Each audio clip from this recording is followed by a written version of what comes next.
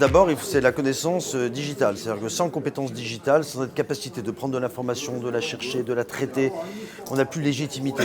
On a affaire à des clients qui sont eux-mêmes super informés, qui se renseignent avant. Plus de 80% des clients dans ce pays se renseignent sur Internet. Si le vendeur est moins informé que le client, il a déjà perdu cette première bataille. Donc, un, c'est des compétences digitales. Deux, dans le secteur de l'ameublement, les nouvelles compétences, elles sont contextuelles. C'est-à-dire tout ce qui va tourner autour du produit vendu, notamment tout ce qui est décoration et aménagement intérieur.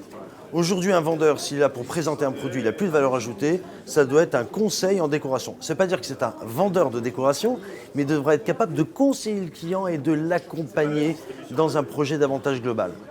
Ça, c'est la deuxième compétence. La troisième compétence, c'est d'abord le commerce éternel. C'était vrai il y a 1000 ans, c'est vrai aujourd'hui, ça sera vrai dans 1000 ans, mais c'est de redécouvrir des capacités relationnelles.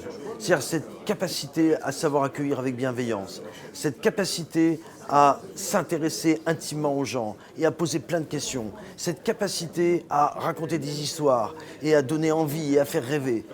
C'est à la fois un vendeur qui doit être très cerveau gauche, rationnel, Internet, etc., mais également un vendeur qui doit être capable de faire rêver avec du récit, le tout entouré de conseils. En clair, à l'heure du digital, le vendeur devient un vendeur 5 étoiles.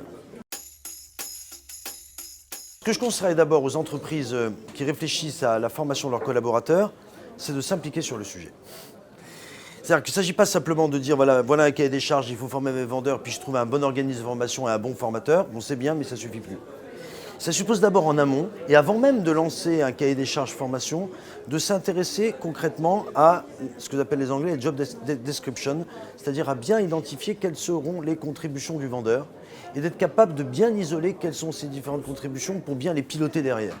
Ce n'est pas uniquement être un bon vendeur, c'est avoir des compétences en digital, avoir des compétences en décoration, la capacité à faire de vrais diagnostics de son client et de son environnement, la capacité à savoir raconter des histoires, la capacité à argumenter, la capacité à présenter un prix, la capacité à conclure ses ventes.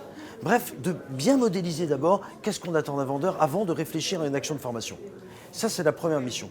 Et c'est très important que ce qu'on attend d'un vendeur, que les critères en fait, d'évaluation permanente du vendeur soient partagés par les vendeurs et également par le management, de telle sorte que la formation soit continuée tout au long de l'année.